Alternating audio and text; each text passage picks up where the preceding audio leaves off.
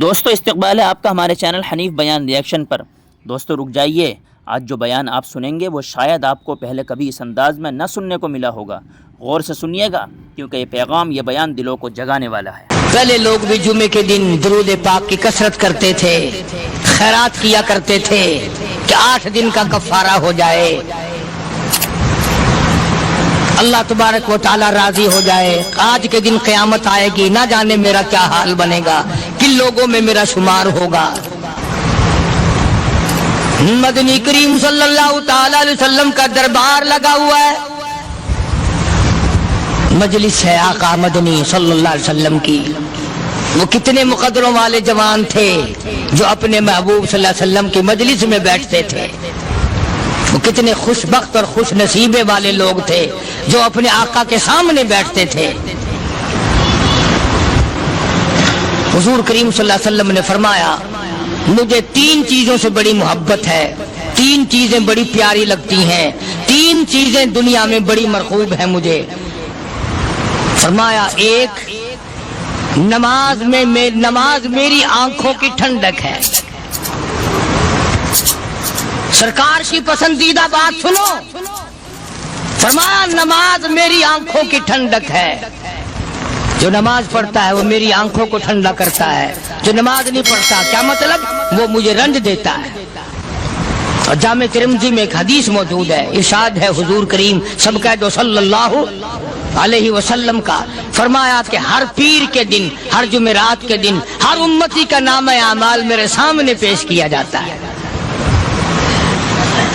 ہر امتی کا اعمال نامہ سرکار کے سامنے کر دیا جاتا ہے، تیرے فلاں امتی کا یہ عمل ہے۔ ذرا مسجد میں بیٹھے ہو، قبلے کی طرف منہ کیے بیٹھے ہو، لوگوں سوچو تو صحیح، ہمارے اعمال نامے دیکھ کر آقا کو کتنا رنج ہوتا ہوگا، ہمارے کردار دیکھ کر، ہماری روسیائی کو دیکھ کر آقا کو کتنا رنج پہنچتا ہوگا صلی اللہ علیہ وسلم۔ ارے ہم نے حضور کی ذات اقدس کو رنج پہنچایا، پریشانی پہنچائی، تکلیف پہنچائی، پرواہ نہیں کرتے نمازوں کی، نوجوان بھی، بوڑھے بھی، حج کر کے بھی نماز پڑھتے لوگ، اور اب تو ویسے بھی دانا بینا لوگ ہیں۔ تو آپ نے ارشاد فرمایا کہ میری آنکھوں کی ٹھنڈک نماز میں ہے، 3 چیزیں مجھے پیاری ہیں پوری دنیا میں، 3 چیزیں پسندیدہ ہیں میری۔ سب سے پہلی فرمایا نماز میری آنکھوں کی ٹھنڈک ہے، قرۃ عینی فی الصلاۃ او کما قال النبی صلی اللہ علیہ وسلم۔ فرمایا جس آدمی، جس امتی کا یہ دل کرے کہ میں نبی کی آنکھ ٹھنڈی ہو، اسے چاہیے کہ نماز پابندی سے پڑھے۔ دوسرا فرمایا وفادار عورت مجھے بڑی پسند ہے۔ حضور کریم صلی اللہ علیہ وسلم نے فرمایا وفادار عورت، ہائے ہائے ہماری ماؤں سے زیادہ وفادار کون ہوں گی۔ جناب عائشہ صدیقہ رضی اللہ تعالیٰ عنہ فرماتی ہیں، کالی کملی والے کے گھر میں 3 مہینے چولہے میں آگ نہیں جلتی تھی۔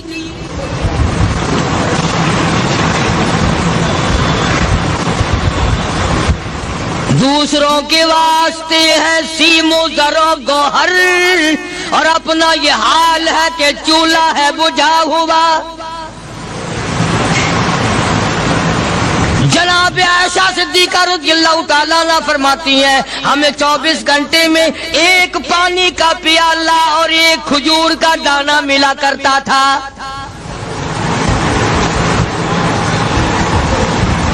کبھی اپنی ماہوں کی خوراک تو دیکھو، خرچہ تو دیکھو،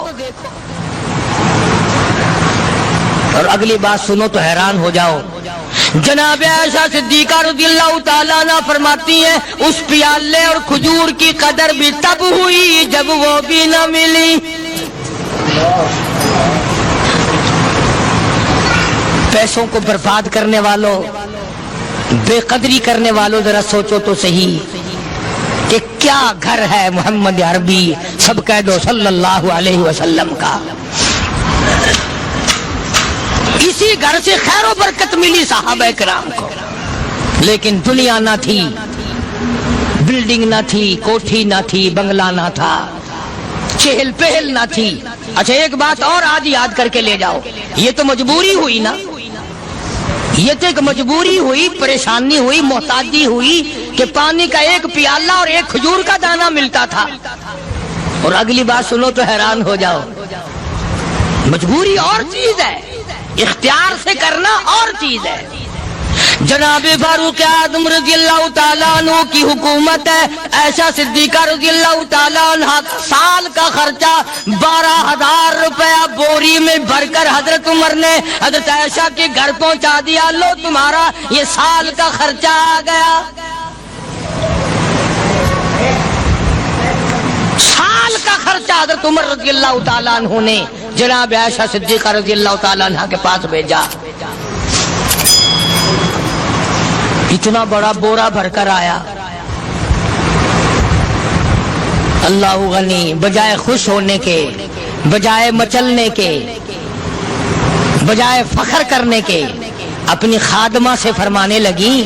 حضرت عائشہ خادمہ سے فرمانے لگی میں نے تو اپنے محبوب صلی اللہ علیہ وسلم کے پیٹ پہ پتھر دیکھے، میں نے تو کالی کملی والے کو فاقے کرتے دیکھا. خادمہ سے فرمانے لگی اس بوری کے اور میرے درمیان میں کپڑا لٹکا دے، میری آنکھ دیکھنا گوارا نہیں کرتی،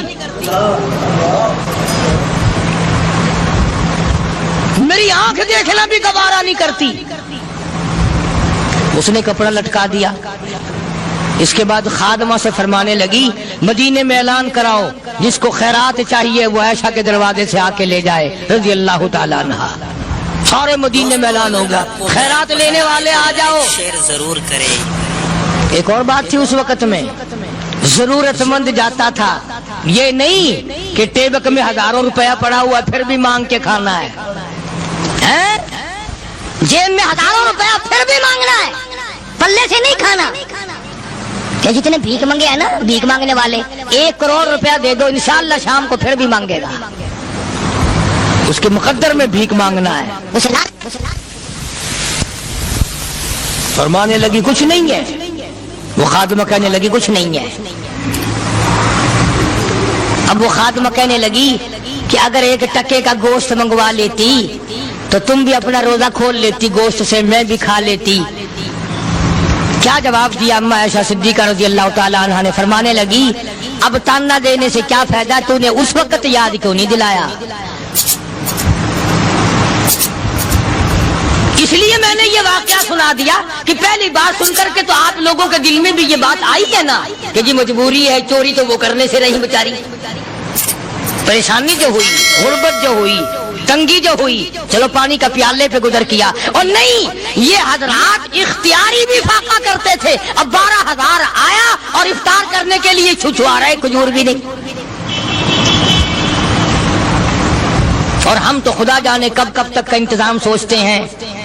پوتے پوتیوں تک کا انتظام جب تک نہ کر لیں اور اولاد در اولاد تک کا انتظام نہ کر دیں اس وقت تک ہماری تسلی تو ہوتی نہیں. اسی کو مجذوب نے بڑے عجیب طریقے سے سمجھایا، کہتا ہے کہ آنے والی کس سے ٹالی جائے گی، آنے والی کس سے ٹالی جائے گی، اور جان ٹھہری جانے والی جائے گی، روح رگ رگ سے نکالی جائے گی، تجھ پہ ایک دن خاک ڈالی جائے گی. تیرے رشتہ دار عزیز اقربا دھڑا دھڑ مٹی پھینک کے ایسے آئیں گے گویا تجھے پہچانتے بھی نہیں. بڑی بڑی عجیب باتیں کہی مجذوب علیہ رحمت نے. اللہ کی رحمت نازل ہو اس کی قبر مبارک پہ آمین کو. کہتا ہے سب کی سب ہیں راہ روے کوئے فنا، سب چل رہے ہیں فنا کی طرف. اب یہ جو ہم لوگ بیٹھے ہیں نا خوش ہو رہے ہیں، میری 50 سال عمر ہو گئی، میری 60 سال عمر ہو گئی، میری 40 سال عمر ہو گئی، میری 30 سال کم عمر ہو گئی. اور اصل بات ہمارے اور اپنے آپ کو آخرت کے لیے جس قدر ممکن ہو سکے تیاری کریں. آج کل بڑی رات ہے، سویرے اٹھو، کم سے کم صبح و شام ہر آدمی 1 تسبیح درود شریف کی، 1 تسبیح استغفار کی اور 1 تسبیح تیسرے کلمے کی، یہ تو کم سے کم ہو ہی جائے. بکواس کرتے سو جاتے ہیں، بکواس کرتے اٹھ جاتے ہیں. بلا ہے کوئی زندگی کا معاملہ؟ اللہ سے معافی مانگتا سو جا اور معافی مانگتا اٹھ جا. خدا کی قسم اللہ کا دریائے کرم جوش میں آئے. تو یہ ساری چیزیں میں نے عرض کی تو وقت پورا کرنے والا حساب نہیں کہ نہ جانے کس کو توبہ کی توفیق ہو جائے. کم سے کم ان 3 تسبیحوں کو ہر مرد عورت لازمی پکڑ لے. ایک تسبیح درود شریف کی، ایک تسبیح سبحان اللہ والحمدللہ ولا الہ الا اللہ واللہ اکبر ولا حول ولا قوۃ الا باللہ العلی العظیم، اور ایک تسبیح استغفر اللہ الذی لا الہ الا هو الحی القیوم واتوب الیہ یا استغفر اللہ ربی من کل ذنب واتوب الیہ، اور ایک تسبیح درود شریف کی اللہم صلی علی سیدنا مولانا محمد وعلی آل سیدنا مولانا محمد مبارک وسلم وصلی علیہ. جب ایک مرتبہ درود بندہ پڑھے گا 10 بار اللہ کی رحمت آئے گی، 10 گناہ معاف ہوں گے، 10 درجے بلند ہوں گے، 10 خطائیں معاف کر دی جائیں گی. تو کتنا بڑا اجر ہے. خصوصاً بوڑھوں کو چاہیے کہ وہ گپوں میں اپنا وقت خراب نہ کریں. خدا کی قسم قبر میں جانے کے بعد تجھے ایک سانس کی مہلت ملے گی. پر مجھے اس بات کا افسوس ہے کہ آپ لوگ پورا مضمون سننے کی کوشش نہیں کرتے، بلکہ بعض لوگ بالکل اخیر میں سر سے، ایک ہے جمعے کی فضیلت حاصل کرنا، ایک ہے جمعہ پڑھنا، ایک ہے سیروں نہاونا. اس میں بڑا فرق ہے. ایک ہے سر سے اتارنا اور ایک ہے اس کی فضیلت کا حاصل کرنا. حدیث پاک میں آتا ہے کہ جمعے کے دن فرشتے دروازے پہ کھڑے ہو کر کے حاضری لگاتے ہیں. ہاں، اللہ صاحب مل کی ٹیکسٹائل مل کی حاضری کا تو پتا ہے، مسجد کی حاضری کا کوئی پتا نہیں. اگر دیر ہو جائے تو وہ گیٹ کیپر واپسی کر سکتا ہے، اگر دیر میں آیا تو یہ فرشتہ نہیں کہتا، لانتی ہوا پیچھے سے. بہت مدت کی بات ہے، علامہ یوسف بن نور رحمۃ اللہ علیہ زندہ تھے. میں کراچی تھا تو حضرت نے مجھے فرمایا کہ جمعہ ہمارے یہاں پڑھا دو. اب کے میری والی وہ جمعہ پڑھاتا تھا ان دنوں میں. تو میں جب گیا تو ہم ایک چھوٹے سے دروازے سے داخل ہونے لگے. ایک پٹھان کہنے لگا پرلے دروازے سے چلو، میں بھی ادھر سے جاتا ہوں. میں نے کہا کیوں؟ کہنے لگا فرشتہ ادھر رجسٹر لیے کھڑا ہے، تم ادھر سے گھس جاؤ گے تمہارا حاضری نہیں لگے گا. وہ کہنے لگا فرشتہ بڑے گیٹ پر کھڑا ہے، ادھر چلو. تو کم سے کم اس پٹھان کا تو یہ عقیدہ ہے کہ فرشتہ کھڑا ہے، اور تمہارا خیال یہ ہے کہ جمعے کے دن نہ فرشتہ ہے نہ خدا ہے، کوئی بھی نہیں ہے. اس لیے سیرت النبی صلی اللہ علیہ وسلم کا عنوان شروع ہوگا. وقتی آؤ پورا مضمون سنو تاکہ لطف آئے، دل و دماغ بنے. اور عقیدہ میں نے تمہیں بتا دیا، لا الہ الا اللہ، خدا کے سوا الہ کوئی نہیں، مشکل کشا کوئی نہیں، پیدا کرنے والا کوئی نہیں، فصل میں، دکان میں، کارخانے میں اس کے سوا برکت دینے والا کوئی نہیں. اور یہ بات بتائی کس نے؟ محمد الرسول اللہ صلی اللہ علیہ وسلم. ہمارے نبی حضرت محمد الرسول اللہ صلی اللہ علیہ وسلم نے ہمیں یہ بات بتائی. خدا کے بعد خدا کوئی نہیں، مصطفیٰ کے بعد نبی کوئی نہیں. حضور صلی اللہ علیہ وسلم کے بعد کوئی کسی قسم کا جو نبوت کا دعویٰ کرے وہ کافر ہے، دجال ہے، بے ایمان ہے، وہ خنزیر سے بدتر ہے جو میرے آقا کے ختم نبوت کے تاج کو ہاتھ لگائے گا. فرمایا لہم قلوب لا یفقہون بہا. اللہ پاک جل شانہ فرماتے ہیں جس کا دل قرآن کریم سمجھنے کا عادی نہیں. لہم قلوب لا یفقہون بہا، جس کا دل قرآن سمجھنے کے لیے تیار نہیں. وَلَهُمْ أَعْيُنٌ لَا يُبْصِرُونَ بِهَا، جس کا کان اللہ کا قرآن سننے کے لیے تیار نہیں. أَمْ لَهُمْ آذَانٌ لَا يَسْمَعُونَ بِهَا، أَمْ لَهُمْ آذَانٌ يَسْمَعُونَ بِهَا، جس کا کان خدا کا قرآن سننے کو تیار نہیں. خدائی فیصلہ سنو، اللہ کے قرآن کا فیصلہ سنو، اللہ کے کلام کا فیصلہ سنو. جس کا کان میرا کلام سننے کے لیے تیار نہیں، جس کو میرا قرآن سن کے مزہ نہیں آتا، جس کو میرا کلام سن کے حلاوت نہیں آتی، جس کو میرا کلام سن کے لذت نہیں آتی، جس کی روح تازی نہیں ہوتی، جس کو لطف نہیں آتا، جس کو کیف نہیں آتا، جس کو سرور نہیں آتا، جو میرا قرآن سننے کو تیار نہیں، جو میرا قرآن آنکھوں سے دیکھنے کو تیار نہیں، جو میرا قرآن سننے سمجھنے کے لیے تیار نہیں. آؤ پھر خدائی فیصلہ سنو. فرمایا اولئک کالانعام،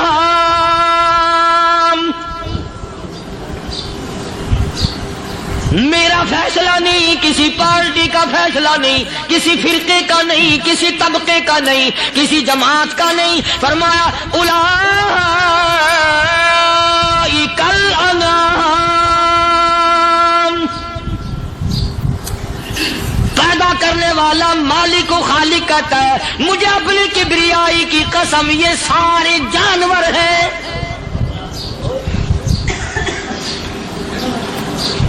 یہ سارے کے سارے جانور ہیں، یہ درندے ہیں جو ایک دوسرے کو چیر پاڑ کر کھاتے ہیں، یہ درندے ہیں جو ایک دوسرے کا خون پیتے ہیں. فرمایا بل ہم اضل، جانوروں سے بھی بدتر.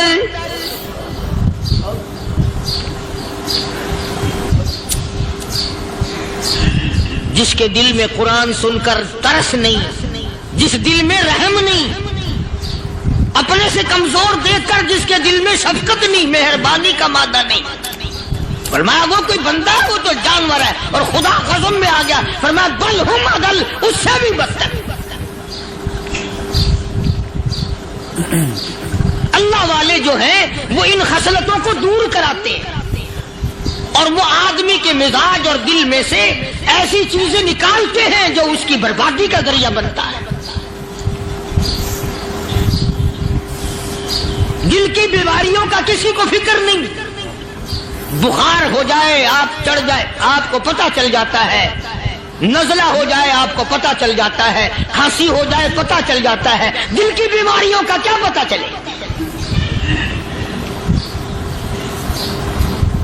صحابہ اکرام رضوان اللہ تعالی علیہم اجمعین کی جماعت کے اللہ پاک کے محبوب حضرت محمد الرسول اللہ صلی اللہ تعالی علیہ وسلم نے دلوں کی صفائی کی. پہلے لوگ جھونپڑیوں میں کچے کوٹھوں میں رہتے تھے، نہ اتنی صفائی تھی نہ اتنی ترقی تھی. آج برتنوں کی صفائی دیکھو، کپڑوں کی صفائی دیکھو، مکان کی صفائی دیکھو، رات دن بس اسی دھندے میں لگے ہوئے. سارا دن برتن دھونے سے فرصت نہیں، سارا دن کپڑوں کے بناؤ اور سنوار میں فرصت نہیں. تو اللہ والے ایسے موقع پر بڑی عجیب بات کہتے ہیں. وہی مجذوب ہے، مجذوب علی رحمت کہتے ہیں بظاہر تو ہر شے میں بے حد صفائی، بظاہر تو ہر شے میں بے حد صفائی، مگر دل میں ہے گندگی انتہائی. بظاہر تو ہر شے میں چہرے کی صفائی، بدن کی صفائی، نہ جانے کتنی قسم کا صابن ہے، نہ جانے کتنی قسم کے پاؤڈر ہے، نہ جانے کتنی قسم کے شیمپو ہیں، نہ جانے کتنی قسم کے کپڑے ہیں، کیا چال ڈھال ہے، کیا نئے نئے ڈیزائن ہے. مجذوب کہتا سب کچھ دیکھ لیا، بظاہر تو ہر شے میں بے حد صفائی، مگر دل میں ہے گندگی انتہائی. جس یار کی بیٹھک میں بیٹھ کے کھانا کھایا، جس رشتہ دار کی بیٹھک میں بیٹھ کے کھانا کھایا، اسی کی بہن کو دیکھ کر آبرو پہ ڈاکہ ڈالنے کا پروگرام ہے. جس دوست کے گھر میں بیٹھ کے کھانا کھایا، اسی دوست کی بیوی کی عزت لوٹنے کا پروگرام ہے. پرانے زمانے میں اب بھی دلی جیسے شہر میں اگر دعوت کی جاتی ہے تو وہاں ایک تشتری میں نمک آتا ہے سب سے پہلے. عام میں بھی دستور تھا پرانے زمانے میں، اگر کوئی دعوت کرتا، کوئی تقریب کرتا، سب سے پہلے نمک آتا تھا. ایک ایک انگلی ہر شخص نمک چاٹتا تھا. کیا مطلب؟ جس نے نمک چاٹ لیا اب وہ نمک حرامی نہیں بنے گا. اس گھر میں چوری کرنا، اس گھر کی آبرو کا غلط تصور لانا، اس گھر کے مال میں خیانت کرنا وہ حرام سمجھتا تھا جس گھر کا میں نے نمک چکھ لیا. اور مسلمانوں کی بات نہیں، ہندوؤں کی بھی یہ باتیں تھی.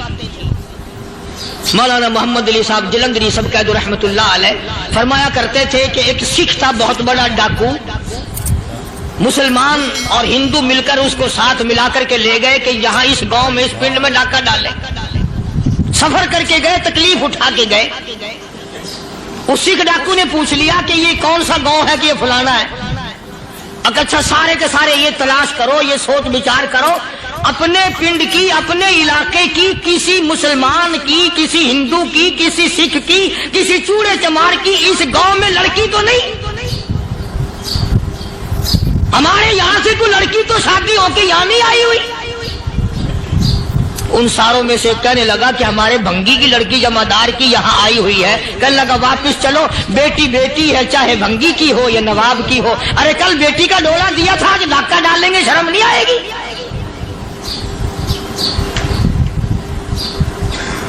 आज वो तसव्वुर कहाँ चले गए?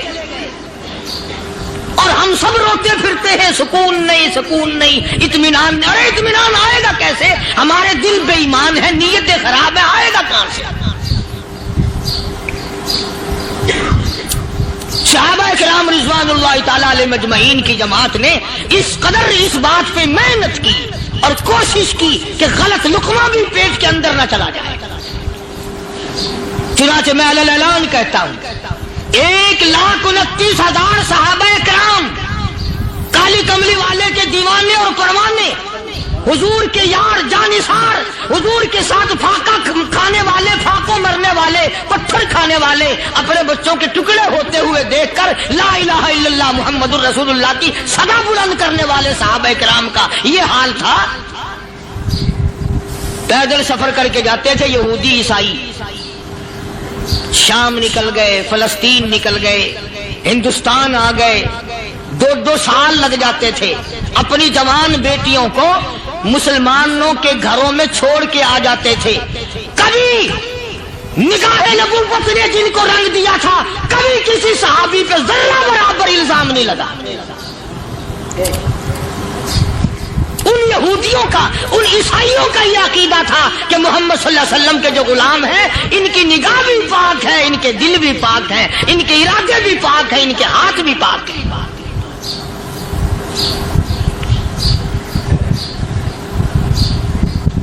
मिस्र के गवर्नर ने, मिस्र के जनरल कर्नल ने खत लिखा सैयदना फारूक आजम रज़ी अल्लाह ताला अन्हु की खिदमत में।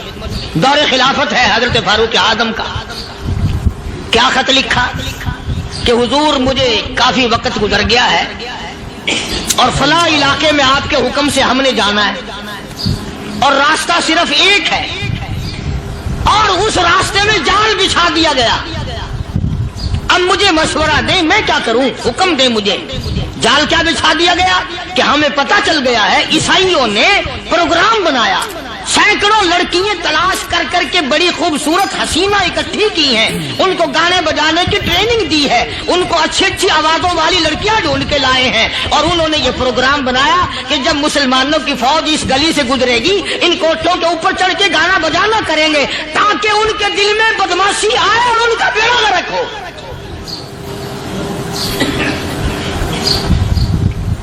कभी काफिर का यह अकीदा था कि मुसलमान का दिल बिगड़ा तो ये गया, इसकी नीयत में खराबी आई और ये तबाह हुआ। जनाबे फारूक आज़म रज़ियल्लाहु ताला अन्हु ने उसे ये खत ने लिखा कि तू कुरान पढ़ा कर, तू नफिल पढ़ा कर।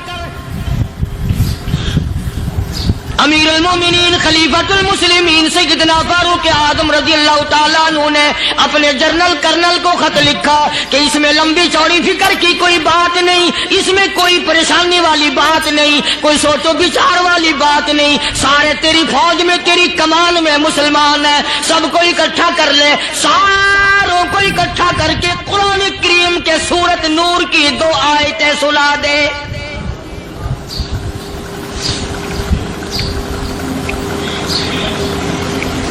ये भी नहीं फरमाया कि सजा सुनाओ, इतने कोड़े लगेंगे, जो खिलाफ करेगा यूं कैद होगी, यूं कोर्ट मार्शल कर दिया जाएगा, कुछ नहीं। जनाबे फारूक आज़म रज़ियल्लाहु ताला अन्हु की राय देखो, उनके ख्याल में कुरान करीम में इतनी बड़ी ताकत है, इतनी बड़ी अजमत है, इतनी बड़ी करामत है, कलाम इलाही में इतना बड़ा शरफ है। ऐलान कर दिया, फरमाया अपने कर्नल को सारी फौज को, लश्कर को इकट्ठा करके कुरान करीम की फुला फुला आयत सुना दे।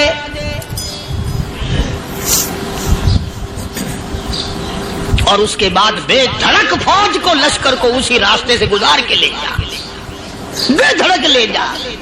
ہائے کبھی قرآن کی 2 آیتوں سے کام بن جاتا تھا، اب سارے قرآن سے میرا تیرا کام نہیں بنتا. قصور قرآن کا نہیں ہے، یہ میرا تیرا ہے. یہ تو اتنی وفادار کلام ہے، اتنی پاک کلام ہے، خدا کی قسم. ہزاروں رجسٹروں کے گتے، ہزاروں چائے کے ڈبے، ہزاروں مٹھائی کے ڈبے، لاکھوں کروڑوں دوائیوں کے ڈبے گندے نالوں پہ، کوڑیوں پہ، روڑیوں پہ پڑے ہیں، اور جس گتے نے قرآن کے ساتھ یاری لگا لی، خدا کی قسم کوئی آدمی بغیر وضو اس گتے کو بھی ہاتھ نہیں لگا سکتا. ہزاروں نہیں لاکھوں کپڑے مارکیٹ میں پڑے، پر جس کپڑے نے قرآن سے یاری لگا لی، جو کپڑا جسدان بن کر قرآن پہ چڑھ گیا، لوگ اس کو بھی چومتے ہیں، اور چومنا چاہیے. یارو کپڑے نے قرآن سے یاری لگائی تو کپڑا عظمت والا بن گیا، گتے نے یاری لگا لی تو گتا بن گیا. ہزاروں قسم کے کاغذات روزانہ ذلیل ہوتے پھرتے ہیں، جس کاغذ پہ قرآن لکھا گیا وہ عظمت پا گیا، جس سیاہی سے قرآن لکھا گیا وہ سیاہی عظمت والی بن گئی. ارے اگر مسلمان قرآن کو اپنے اندر پیدا کر لے، اس کی عظمت کو بسا لے، اس کو اپنا لاہ عمل بنا لے، اس کو اپنے سر پہ رکھ لے، تو کیا یہ بندہ قرآن کے ساتھ وفاداری کرے تو قرآن کیا خیال ہے قرآن بے وفائی کر دے گا؟ یقین نہیں، یقین اصل بات اعتقاد کی ہے. یقین کا تو یہ عالم بنا ہوا ہے کہ اگر کوئی چوری کا معاملہ ہو جائے اور کسی پر شبہ ہو، اگر اسے کہو کہ قرآن اٹھا دے تو دیر نہیں لگائے گا، اور اگر کہے کہ فلانی خانگاہ کا کنڈا مار دیا کہ یہ کام میں نہیں کرتا. خانگاہ کے کنڈے پہ ایمان ہے، قرآن پہ ایمان نہیں. اس پر یقین ہے کہ پیر اندھا کر دے گا، اور یہاں یقین نہیں کہ جس خدا نے پیدا کیا اگر میں نے جھوٹا قرآن اٹھایا تو وہ برباد کر دے گا.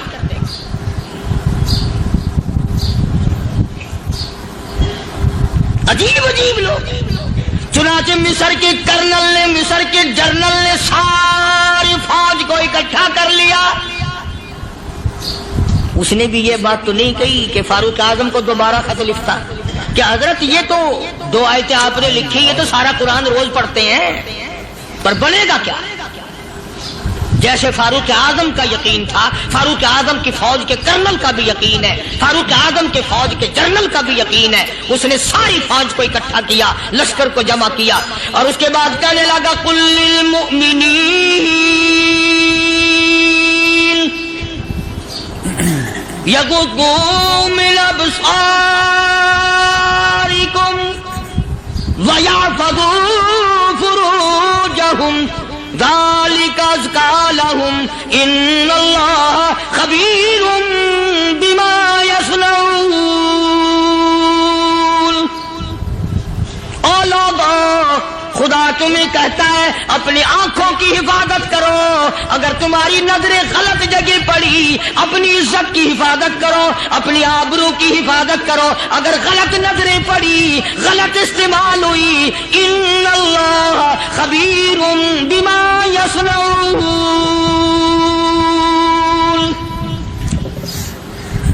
اللہ پاک تمہارے ساتھ ساتھ ہے، وہ ہر چیز کو دیکھتا جائے گا، وہ ہر چیز تمہاری دیکھے گا.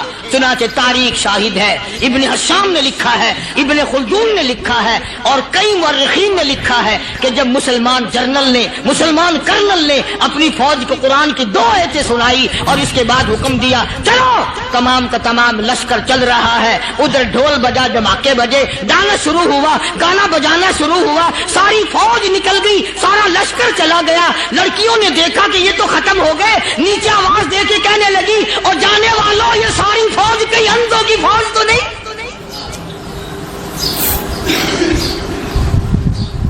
یہ حسن کا نظارہ اور یہ ڈانس اور یہ آواز، ہم ناچ ناچ کے تھک گئی، کوئی سر نہیں اٹھاتا.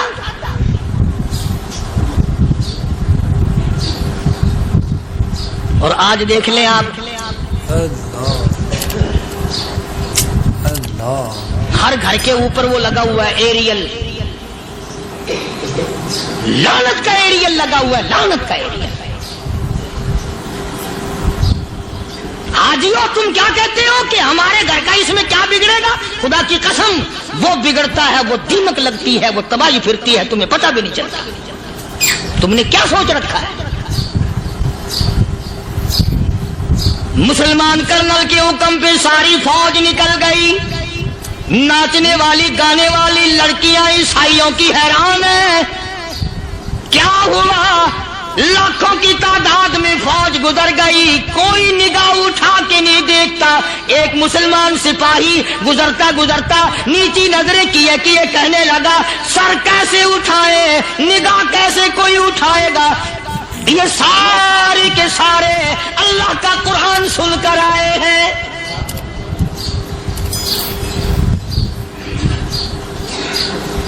کیسے کوئی نگاہ اٹھائے گا؟ کیسے کوئی سر کو اٹھائے گا؟ یہ سارے کے سارے اللہ کا قرآن سن کر آئے ہیں. ان کا عمل ہوا نا قرآن پہ، ان کے عمل کا کتنا بڑا اثر پڑا. مورخین نے لکھا، ابن حشام لکھتا ہے عیسائی لڑکیوں نے چھلانگے لگا دی، کوٹھی سے نیچے آ گئی، کہنے لگی عام مسلمانوں وہ قرآن ہمیں بھی سنا کے جاؤ جس میں اتنی اسپرٹ ہے، اتنی طاقت ہے، جو حسن کے نظارے سے روک دے، جو گانے بجانے سے روک دے. یہ تو آدمی کے دل کا سکون ہے. نہ گانا سنتے ہو نہ حسن کا نظارہ کرتے ہو. جاتے والے یوں نہ جاؤ، ہمیں بھی وہ قرآن سنا کے جاؤ.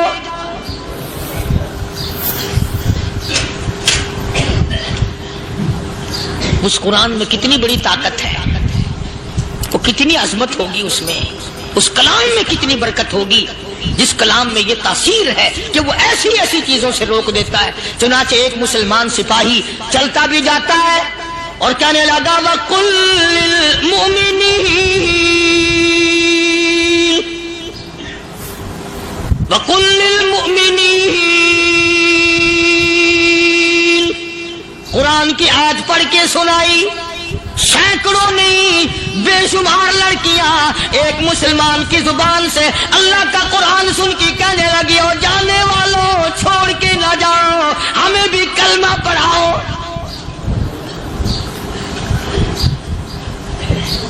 جتنی بھی وہ ناچنے گانے والی تھی تمام کی تمام کلمہ پڑھ کر مسلمان بن گئی. اور مورخین نے لکھا ہے آخری دم تک قرآن کی شیدائی اور دیوانی بن کے گزری ہے.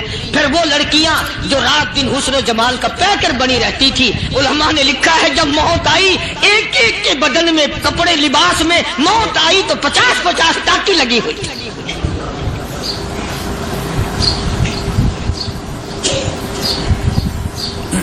بظاہر تو آج بھی بڑی جھاڑا پنجی ہے، بڑی صفائی ہے، بڑی دوڑ دھوپ ہے. اسی کو مجذوب الالان کہتا بظاہر تو ہر شے میں بے حد صفائی، مگر دل میں ہے گندگی انتہائی، کبھی اس کے دھوکے میں آنا نہ بھائی، یہ سب ہے رعائی، یہ بس ہے رعائی. یہ تو چیز ہی کچھ نہیں. بڑے بڑے دھندے ہمیں پلٹتے دیکھے، بڑے بڑے نظام بگڑتے دیکھے. محمد عربی صلی اللہ تعالی علیہ وسلم کے دربار میں بڑے بڑے لوگ آتے تھے. اللہ غنی، نگاہ نبوت نے جس کو رنگ دیا سبحان اللہ، پھر قیمت جو بن گیا وہ اسلام کی دولت سے پیچھے نہ آ جائے. کوئی پیچھا پھر کے دیکھا ہی نہیں کہ ہم کیا کر رہے ہیں. ایک لذت تھی، ایک کیف تھا، ایک سرور تھا صحابہ کرام. کہاں سے وہ چیز ہم لائے؟ کیسے ہم میں وہ چیز پیدا ہوگی؟ جنگ بدر ہوا، بڑی بہترین بات ہے، توجہ لکھ کے لے جاؤ، انشاءاللہ قبروں میں دعائیں دو گے. جنگ بدر ہوا، 70 سے زیادہ کافر پکڑے گئے، مدینے میں پکڑ کے قیدی بنا کر کے لائے گئے. تنگ دستی کا زمانہ ہے، 1 سال نہیں ہوا مسلمان اجڑ کے آئے تھے، مار کھا کے آئے، پریشان ہو کر آئے، دن دولت چھوڑ کر لٹا کر آئے. ان کے پلے کیا تھا؟ شام کا وقت ہوا، مدنی کریم صلی اللہ تعالی علیہ وسلم نے مسجد کے دروازے میں کھڑے ہو کر اعلان فرما دیا کون ہے، کون ہے جو میرے مہمانوں کو کھانا کھلائے.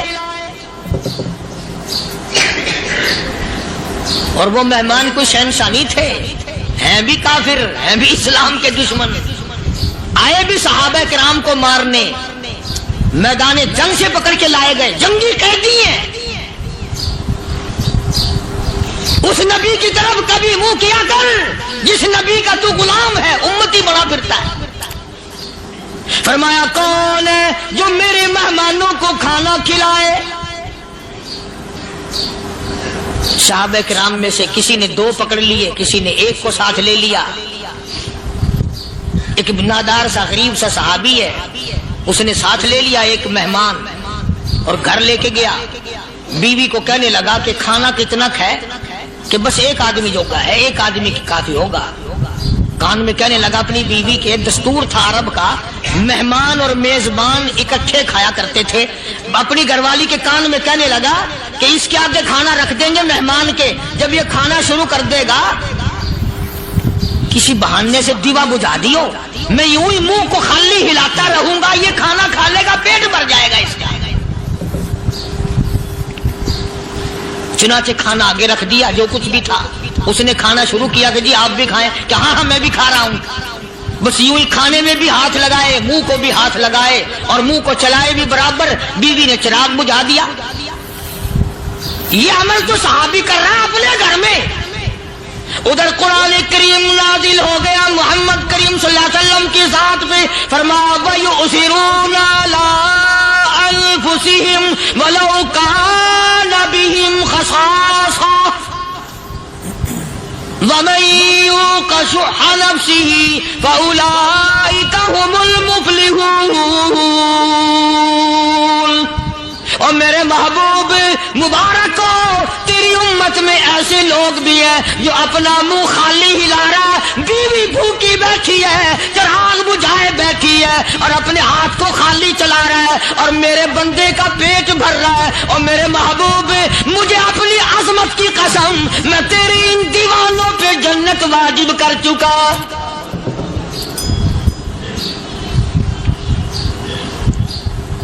अब हुजूर सल्लल्लाहु अलैहि वसल्लम ने तो उनको नहीं सिखाया था कि तू जाके ऐसा करना, कुदरती मिजाज ऐसा बना दिया था। एक और मौका आया मदीने पाक में, जंगी कैदी और जगह से इसी तरह से आए।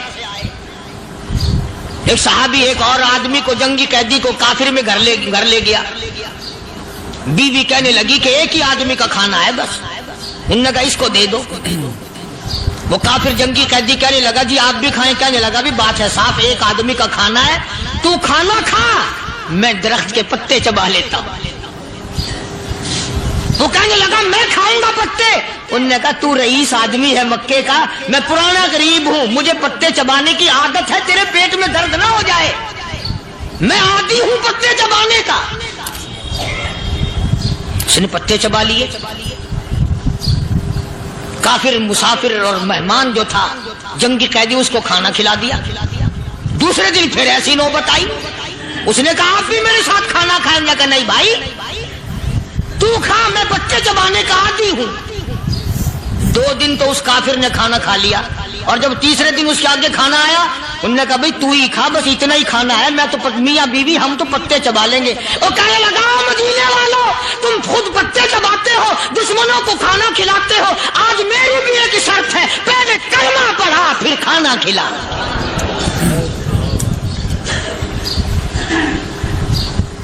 आज मेरी भी एक शर्त है।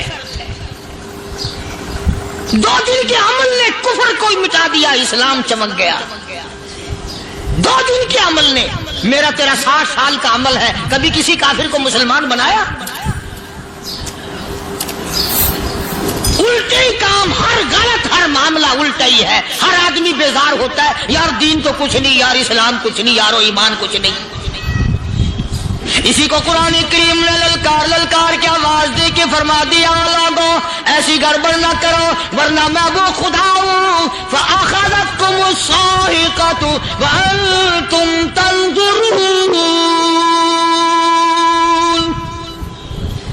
जिब्रील अमीन ने एक चीख मारी, सारी कौम के जिगर फट गए।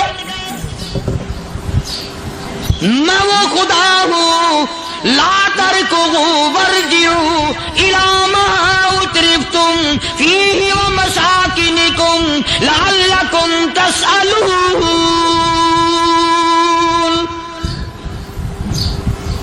मकान छोड़ के भागते हैं, माहौल छोड़कर भागते हैं, माशरा छोड़ करके भागते हैं। खुदा कहता आओ, जिन मकानों पे तुम्हें नाज था वो ये खड़े भाग आ रहे।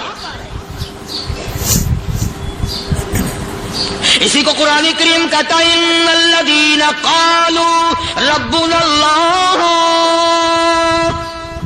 सुम्मा इस्तक़ामू, वो आदमी जिसने ला इलाहा इल्लल्लाह मुहम्मदुर रसूलुल्लाह सल्लल्लाहु अलैहि वसल्लम पढ़ा, अल्लाह की तौहीद का इकरार कर लिया, ओ मेरे मालिक तेरे सिवा मेरा कोई मुश्किल कुशा नहीं, हाजत रवा नहीं, मेरे दिल के भेद को जानने वाला नहीं, मेरी बिगड़ी बनाने वाला कोई नहीं, उजड़ों को बसाने वाला कोई नहीं, खेती को आबाद करने वाला कोई नहीं, एक दाने से सैकड़ों दाने बनाने वाला तेरे सिवा कोई नहीं।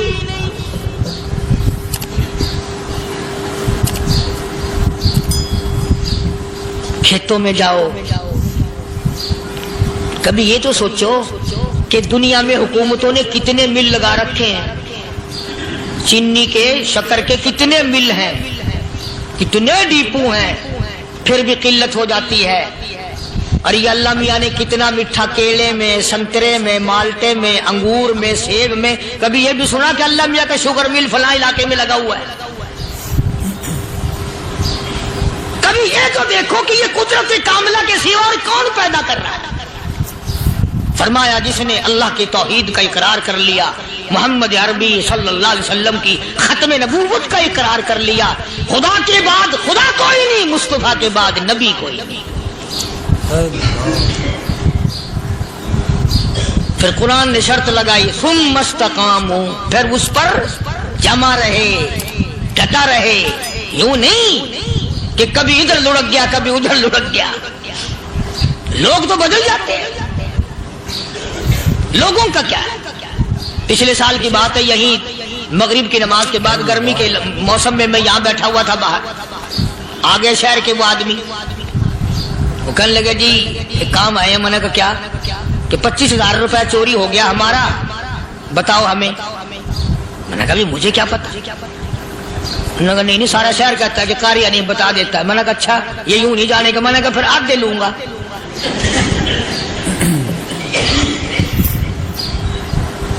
25,000 गुम हुए हैं ना, 12.5 मेरे, 12.5 तुम्हारे।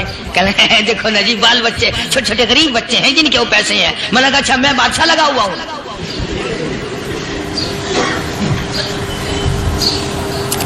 उन्होंने कहा जी सौदा महंगा। मैंने कहा फिर कहीं और चले जाओ।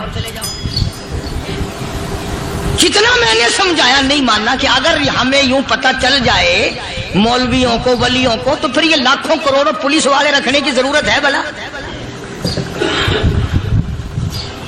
इतनी बड़ी फौज का रखकर क्या करेंगे हम? अरबों रुपया फौज का खर्चा है। 2 वली, एक वली को उस बॉर्डर पे बिठा देंगे, एक वली को उस बॉर्डर पे बिठा देंगे। फिर हम बढ़ाना देंगे औलिया किराम रजमत।